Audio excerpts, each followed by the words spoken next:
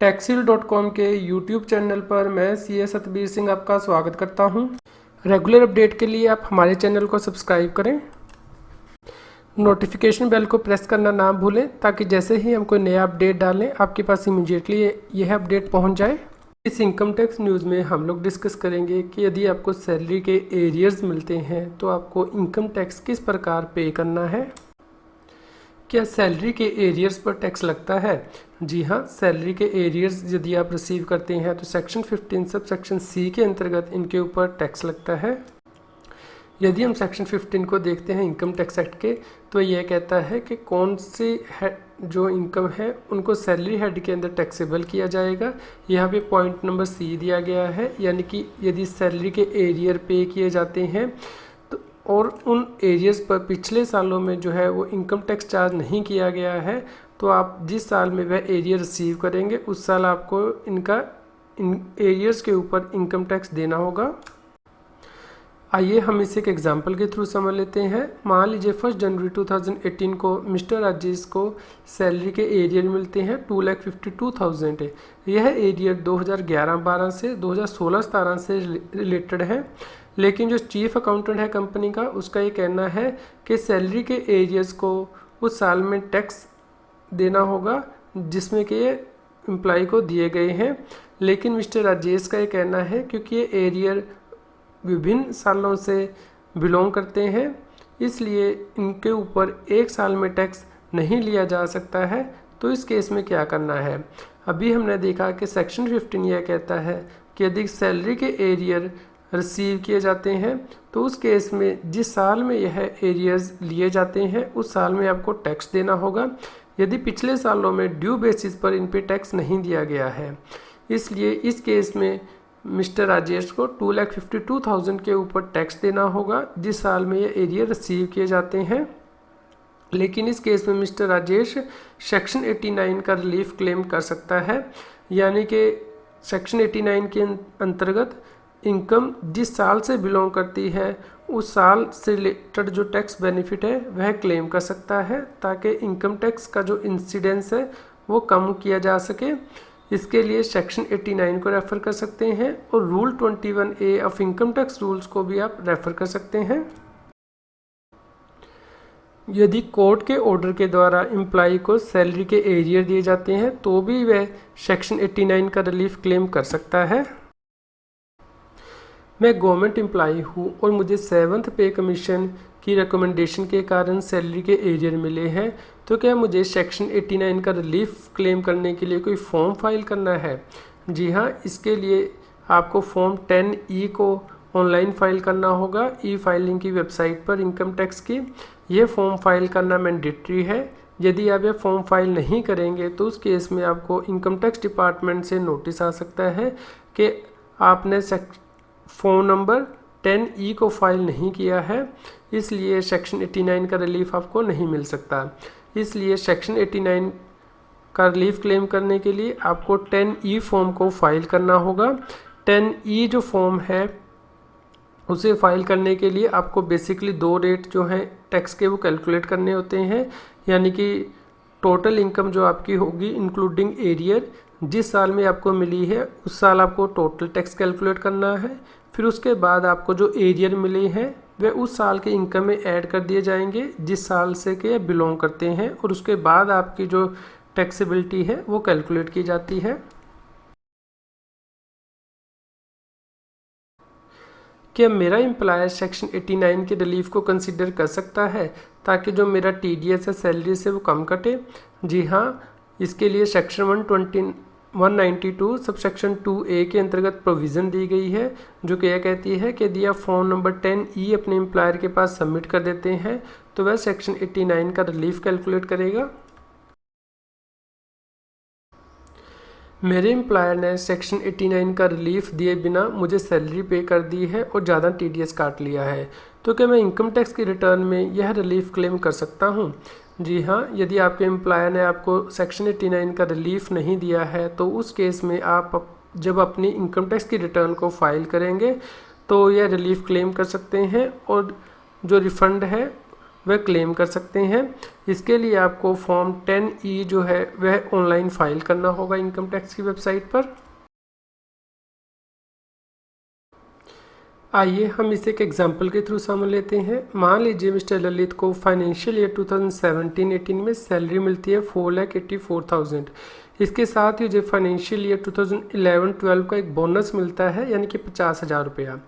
इस केस में taxable income financial year 2017-18 के लिए एरियर ऑफ बोनस को एक्सक्लूड करके यानी कि बिना लिए जो सैलरी इनकम है वो 4,84,000 है। और फाइनेंशियल ईयर 2011-12 के लिए यानी कि जिस साल के लिए बोनस मिला है एरियर, उस साल में इस बोनस को एक्सक्लूड करके जो सैलरी इनकम थी वो 3,84,000 थी। तो इस केस में हम देखते हैं कि सेक्शन 89 का रिलीफ हमें किस प्रकार कैलकुलेट करना है। इसके लिए हमें रूल 21A सब रूल 2 को रेफ़र करना होगा, जो कि यह कहता है कि सबसे पहले तो आप जिस साल में ये एरियर आपको मिला है उस साल की टोटल टैक्स लाइबिलिटी को कैलकुलेट करना है, यानी कि टोटल इनकम लेनी है इंक्लूडिंग एडिशनल सैलरी, यानी कि जो एरियर आपको मिला है उसको इंक्लूड करके आपको टैक्स लाइबिलिटी कैलकुलेट करनी है। उसके बाद आपको जिस साल में यह एरियर मिला है उस साल की सैलरी दोबारा से कैलकुलेट करनी है और ये जो बोनस यानी कि एडिशनल एरियर आपको मिला है इसको इसमें से निकाल देना है। उसके बाद आपको डिफरेंस कैलकुलेट करना है, यानी कि स्टेप नंबर 1 स्टेप नंबर 2 में जो टैक्स लायबिलिटी आई है उसमें कितना डिफरेंस है। उसके बाद ये जो एरियर जिस साल से बिलोंग करता है उस साल की आपको टोटल टैक्स लायबिलिटी कैलकुलेट करनी है दोबारा से, यानी कि टोटल इनकम लेनी है और उसमें जो एरियर आपको रिसीव हुआ है वह ऐड बैक करना है और टैक्स लायबिलिटी कैलकुलेट करनी है। उसके बाद आपको टोटल टैक्स लायबिलिटी दोबारा से कैलकुलेट करनी है और जो ये एरियर आपको मिला है ये उसमें से निकाल देना है और टैक्स लायबिलिटी कैलकुलेट करनी है। उसके बाद आपको डिफरेंस कैलकुलेट करना है स्टेप नंबर 4 और स्टेप नंबर 5 में। इसके बाद आपको सेक्शन 89 का रिलीफ कैलकुलेट करना है, यानी कि जो स्टेप नंबर 3 में आपका टैक्स आया है वह स्टेप नंबर 6 में से जितना टैक्स आया है उसको लेस कर देना है और बैलेंस आपका रिलीफ हो जाएगा। इसे हम एक एग्जाम्पल के थ्रू समझ लेते हैं, यानी कि जैसे कि हमने अभी एग्जाम्पल ली है उसमें हम लोग फाइनेंशियल ईयर 2017-18 के लिए जो है वो टैक्स कैलकुलेट करेंगे।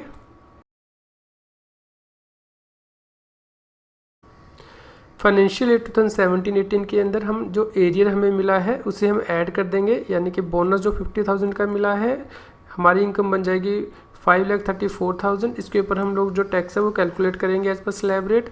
उसके बाद हम जो इनकम है उसमें से जो हमने एरियर मिला था इसे निकालने के बाद दोबारा से टैक्स कैलकुलेट करेंगे जो कि 9476 आ जाएगा। फिर हम इन दोनों का डिफरेंस देखेंगे कितना है। फिर हम लोग फाइनेंशियल ईयर 2011-12 में भी जो टोटल टैक्स है वो कैलकुलेट करेंगे और जो हमें बोनस का एरियर मिला है उसे हम ऐड कर देंगे अपनी इनकम में और टैक्स लायबिलिटी कंप्यूट करेंगे। उसके बाद हम 11-12 फाइनेंशियल ईयर का टैक्स दोबारा से कैलकुलेट करेंगे और जो सैलरी का एरियर मिला है उसे एक्सक्लूड कर देंगे, निकाल देंगे और जो टैक्स है वो कैलकुलेट करेंगे और इन दोनों स्टेप्स में जो डिफरेंस है वो कैलकुलेट करेंगे, यानी कि 5150। उसके बाद हम जो 7828 है उसमें से 5150 को डिडक्ट कर देंगे और जो बैलेंस अमाउंट होगा वह रिलीफ का होगा। यदि ये जो फिगर है वो नेगेटिव में चली जाती है तो आपको कोई रिलीफ नहीं मिलेगा।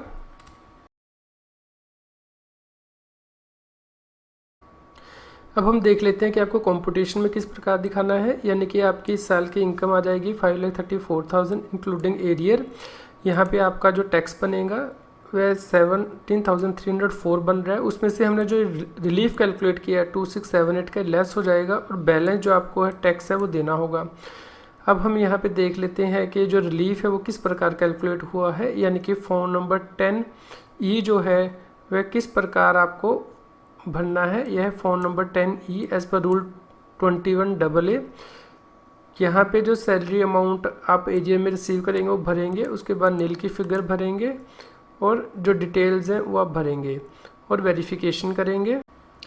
यह है जो सैलरी एरियर पे हमने कैलकुलेट किया है टैक्स उसकी वर्किंग, और ये जो टेबल है वह है 2011-12 के लिए जो कि 5150 हमारा एक्सेस टैक्स आता है और यह है उसकी कैलकुलेशन।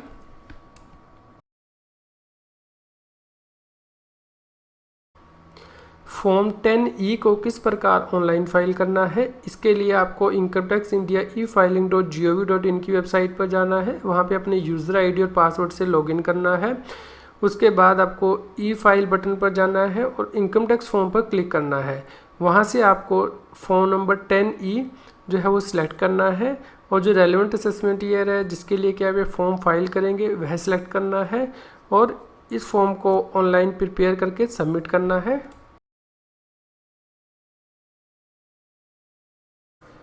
सबसे पहले आपको इनकम टैक्स इंडिया e-filing.gov.in की वेबसाइट पर जाना है। वहाँ पे आपको लॉगिन करना है। इसके बाद आपको ई फाइल में जाना है और इनकम टैक्स फॉर्म पर क्लिक करना है।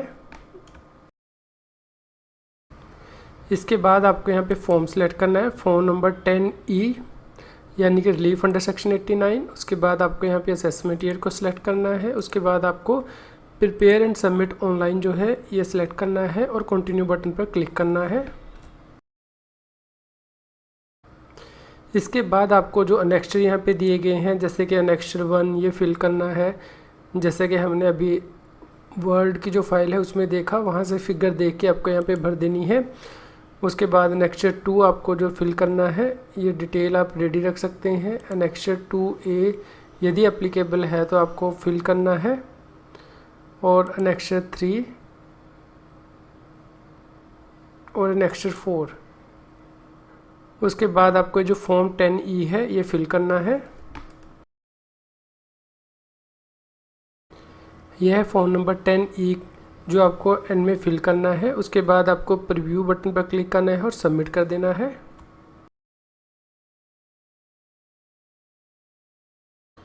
ये है प्रीव्यू एंड सबमिट बटन, यहाँ पे आपको क्लिक करना है और सबमिट कर देना है।